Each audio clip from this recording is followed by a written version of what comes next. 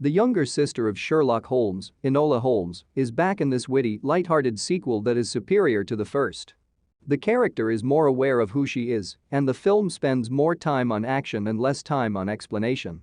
Its central enigma is motivated by an inspiring real-life occurrence.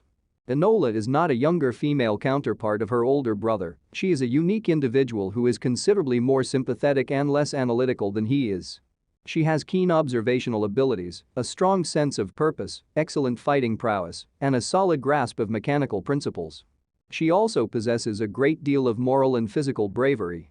Her back, feet, and the hems of her skirt and petticoat are the first things we see in this movie as she races through the streets of London while being pursued by two bobbies. She pauses to speak to us, as she does throughout, with a lot of charm and wit. The movie combines Enola's case with Sherlock's, thus things turn out to be much messier than any of them had anticipated. The lawsuit elevates them from a member of the working class to a person with considerable authority, while simultaneously exposing an unexpected adversary who appears to be the driving force behind everything. Here, we explain everything that happens in the movie's ending and what it implies for the characters' futures. When Enola Holmes opens a detective service, her brother Sherlock, who is considerably more well-known, casts a larger shadow over her. When it appears that no one will trust her with a case, a little girl named Bessie knocks on her door and for assistance. Sarah, Bessie's sister who worked at the matchstick factory, is no longer there. Enola thinks the situation is straightforward enough to find the girl, but gradually a deeper picture emerges. Sherlock is caught up in his own investigation as she tries to make sense of Sarah's absence and the passing of her best friend. The Holmes siblings first choose not to include the other in their case, but it soon becomes apparent that their cases are interconnected. Enola's search for a female is a crucial component in helping Sherlock find the cunning and evasive antagonist he is playing a game with. As Enola becomes a wanted felon, the situation becomes considerably more hazardous. Before everything is resolved, a lot of blood is shed.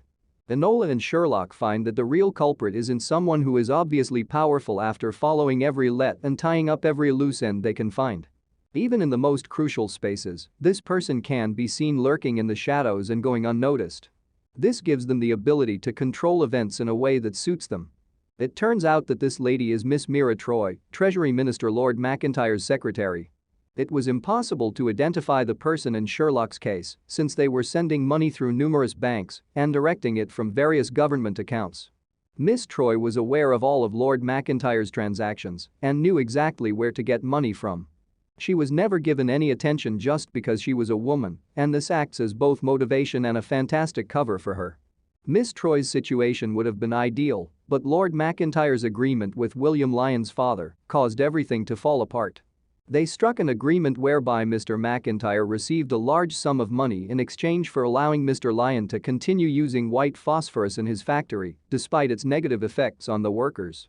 Sarah grabbed the pages that described the full transaction in order to reveal this malfeasance. While this was bad news for the two guys who made the purchase, Miss Troy's business was now in peril due to the money trail. She hired Superintendent Grail to take care of the situation, and he found Sarah and May and got the papers from them. Enola enters the scene at this point. Miss Troy, who initially identified herself as Moriarty to Sherlock in a code, is ultimately detained. However, she makes a commitment to returning, and it appears that she is eager to keep that vow. Sometime after her detention, Sherlock comes across a report in a newspaper that claims Moriarty has fled, much like Enola did. A carriage has overturned in the newspaper image. Given that she needed assistance from outside sources because she couldn't have done it on her own, she proved to be considerably more resourceful than Sherlock had imagined. Both Enola and Sherlock are successful in cracking their case by the movie's conclusion. While Sherlock seeks his Moriarty, Enola finds Sarah. The murderer of May and William is revealed to be Grail, who also meets a tragic end. Although this is a huge victory, the fundamental reason for the whole battle still hasn't been settled. When several young women died at the plant due to corruption, Sarah, May, and William wanted to expose it. They desired better working conditions in the plant and the accountability of those like McIntyre for their deeds. However, McIntyre burns away all remaining hope.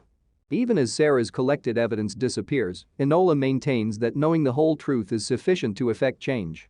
Sarah, Bessie, and Enola at the workplace tell the workers the truth and exhort them to defend themselves because the proprietors of the factory are most definitely not going to do that.